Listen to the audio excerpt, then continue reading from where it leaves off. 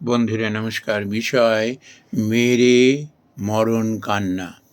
বন্ধুরা, আমরা এক ধরনের মানুষ আছি যারা সংসারে এবং সমাজে থেকে দুর্বল মানুষের উপরে, যারা সহনশীল মানুষ, তাদের উপরে আমরা পীড়ন করতে থাকি।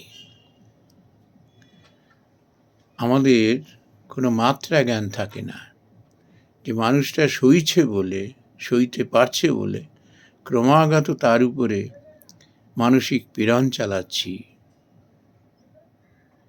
কি তার উপরে আমরা শোষণ করছি, এই বোধটি আমাদের থাকে না এবং তার খেসারত দিতে হয় সেই মানুষটিকে।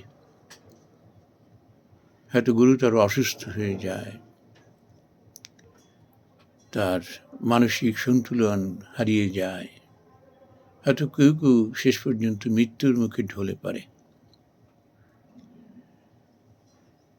তারপরে এমন মর্মান্তিক ঘটনা ঘটে যাওয়ার পরে হয়তো কারো সন্নিত আসে যে তো আমিই তো এটা করেছি, এর পেছনে তো আমিই রয়েছি, আমিই তো তাকে পীড়ন করেছি। সে মুখ ফুটে কিছু বলতো না, মুখে মুখ লাগাতো না, নীরবে সয়ে গেছে, প্রতিবাদ পর্যন্ত করেনি, আর সেই সুযোগ নিয়ে ক্রমাগত তার উপরে পীড়ন চালিয়েছে।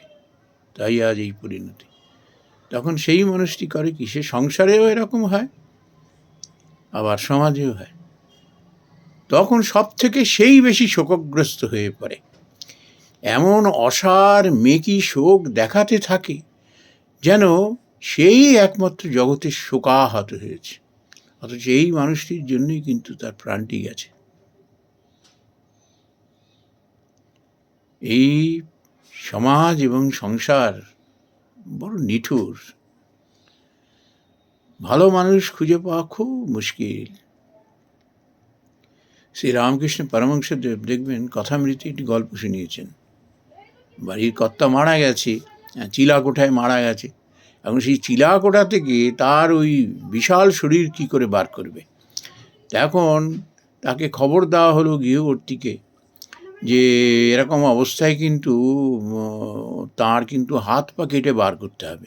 অমনি সে একেবারে আছে পড়লো কান্না করতে করতে, এ কি আমায় শোনালে, তার হাত পা কেটে বার করবে, ছি ছি ছি। তখন বলল ঠিক আছে। ওরা বলল তাহলে একটা কাজ করি, ওই দরজাটা তাহলে ভেঙে ফেলি, দরজাটা যদি ভেঙে ফেলি তাহলে পরে তার শরীরটি বার করতে আর অসুবিধা হবে না, আর হাত পা কাটতে হবে না। তখন সে ধাতস্থ হয়ে বলল, হ্যাঁ সেও তো ঠিক একটা কথা, মানুষটা যখন মরেই গেছে তখন সে একটা জড় পদার্থ, ওই কিছু নয়। তুমি একটা কাজ করো, দরজাটা ওইভাবেই রাখো, বরং ওর হাত পা কেটে বার করো। বাস্তব সত্য। শ্রীরামকৃষ্ণ পরমহংসদেব আমাদের সংসারী মানুষকে শিক্ষা দেওয়ার জন্য এই কথাটি বলেছেন। দেখবেন ভক্তিগীতি রামপ্রসাদী গানে গৃহস্থ মারা যাওয়ার পর সে ছড়া দিতে থাকে, তখন তার শোক টোক যেরম উতলে উঠেছিল সেরকম আবার স্থিমিত হয়ে গেল। ছড়া দিতে থাকে, পাছে অমঙ্গল হয় যদি, বারবেলা পড়ে যায় যদি। এই হলো আমাদের শোক। আমরা শ্রী শ্রী চণ্ডীতেও দেখেছি, এ রাজা সুরত, বৈশ্য সমাধি, যারা রাজা তার প্রজাদের সন্তানবৎ স্নেহ করতেন, এবং ধর্মপরায়ণ রাজা, এমন প্রজাপরায়ণ রাজা, তাকে পর্যন্ত দেশ ছেড়ে পালিয়ে আসতে হলো। বৈশ্য সমাধি, সংসারে তার স্ত্রী পুত্র কন্যা এদের দ্বারা অত্যাচারিত হয়ে শেষ পর্যন্ত মানসিক যন্ত্রণায় বিধ্বস্ত হয়ে সংসার ছেড়ে এসে যখন দুজনেই সেই মেধামুনির আশ্রমে আশ্রয় পেলেন, পরস্পর তখন এভাবে বলছেন মুনির কাছে যে তবুও কেন এত অত্যাচার সবার পরেও তাদের প্রতি কেন আমাদের ক্ষোভ হচ্ছে না, অভিমান হচ্ছে না? কেন তাদের প্রতি আমাদের মন বিগলিত হচ্ছে? তারা ভালো আছে কি মন্দ আছে সেই বিষয়ে কেন আমাদের মন উদ্বেগে ভরে উঠছে? তাদের কোনো কষ্ট হচ্ছে না তো? তারা অশান্তিতে নেই তো? তারা সুখে আছে তো? এই চিন্তায় কেন মন ভারাক্রান্ত হচ্ছে? সব সময় তাদের মঙ্গলের কথা চিন্তা করে যাচ্ছে, আর তাদের পাশে যদি কোনো অসুবিধা হয় এই দুঃখে কাতর হচ্ছে। এই হলো সংসার। শ্রী রামকৃষ্ণ পরমহংসদেব ভারী চমৎকার একটি কথা আমাদের শুনিয়ে গেছেন। সংসারে যদি শান্তিতে সুখে থাকতে চাও, এই পাকাল মাছটির মতো থাকো, গায়ে কাদাটি লাগতে দিও না। সংসারের পাকের মধ্যে যদি একবার ডুবে গিয়ে সেই পাক যদি তোমাকে সিক্ত করে ফেলে, ব্যাস তুমি শেষ হয়ে যাবে, এদের মতো অবস্থা হবে। সংসারটাকে চেনো। সংসারে এসছো দুদিনের জন্য, তুমি তোমার কর্তব্য কর্ম নিঃস্বার্থভাবে করো, ঈশ্বর অর্পণ বুদ্ধিতে সংসারের জন্য কর্ম করো, সমাজের জন্য কর্ম করো, ব্যাস। এদের কাছ থেকে don't expect anything in return from this people. কে দেয়? দেওয়ার মালিক হলো উপরওয়ালা। আপনারা জীবনে দেখবেন, যত না নিজের মানুষের থেকে উপকার পেয়েছেন, তার থেকে উপকার বেশি পেয়েছেন অজানা অচেনা মানুষগুলোর কাছ থেকে। জানা লোকের কাছ থেকে যাকে উপকার করেছেন তার থেকে বরং আপনি শত্রুতাই পেয়েছেন বেশি। দেখবেন এই জিনিসগুলো আমাদের জীবনে ঘটে। ভগবানের কথা চিন্তা করে তার কর্ম মনে করে কর্ম করতে হয়। ওই যে অজানা অচেনা লোকগুলো আপনার সাহায্যের জন্য, আপনার সহযোগিতার জন্য এগিয়ে এসেছেন কেন? উপরওয়ালার ইচ্ছাতে। কারণ আপনি দিয়েছেন সংসারের জন্য নিঃস্বার্থভাবে, এবং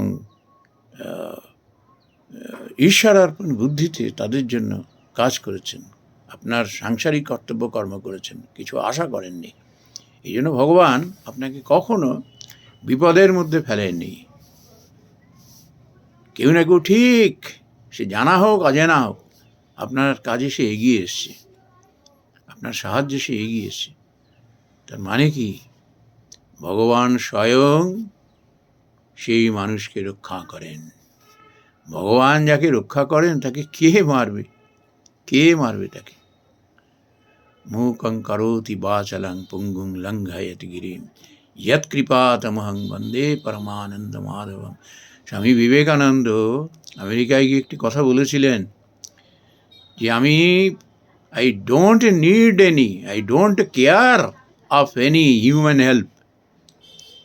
ভগবান যদি আমাকে কৃপা করেন, আমাকে যদি ফিট বলে মনে করেন, সে আমেরিকা কেন, পৃথিবীর উত্তর গোলার্ধেও যদি আমাকে কেউ ফেলে দেয় একাকী, আমি সেটাও জয় করে আসব। আর সত্যি সত্যি স্বামী বিবেকানন্দজি কীভাবে জয় করে এসেছিলেন সেটা তো আমরা দেখেছি। এই মূকং করোতি বাচালং পঙ্গুং লঙ্ঘয়তি গিরিম। তার কৃপা পেতে গেলে সংসারে থেকে ওই পাকাল মাছের মতো থাকতে হবে। সংসারে আসক্ত হয়ে গেলেই তার দুঃখের আর শেষ থাকবে না। ঈশ্বর অর্পণ বুদ্ধিতে কর্ম করো, আর ভগবানকে ধরে রাখো। ঠাকুর তো এই কথাই তো বলে গেছেন, এক হাতে তাকে ধরো, এক হাতে সংসার ধরো, তারপর যখন সময় হবে দু হাতে তুমি ভগবানকে ধরো। এই সংসার সাগর তুমি পার হয়ে যাবে। দুঃখ কষ্ট, সংসারে যে দুঃখ কষ্টগুলো তো আমাদেরই তৈরি। আমরা দুঃখ পাই তাই দুঃখী, আমরা সুখ পাই তাই সুখী। আর সুখ কোন সুখ? যে সুখ অস্থায়ী, অনিত্য, সেই সুখে আমরা আসক্ত হয়ে পড়ি। আসল যে সুখ, ভগবানকে ধরে কর্ম করা, তার কর্ম মনে করে সংসার এবং সমাজে কর্তব্য কর্ম করা, এটা আমরা ভুলে যাই। আমরা আসক্ত হয়ে পড়ি, সংসারে বদ্ধ হয়ে গিয়ে আমরা তখন যে দুঃখের কাঁটা তখন আমাদের ঘিরে ধরে, আমাদের দংশন করতে থাকে, আমরা ঈশ্বরকে ভুলে যাই।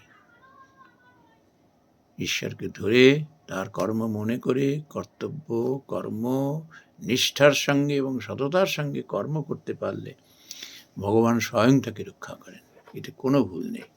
নমস্কার বন্ধুরা।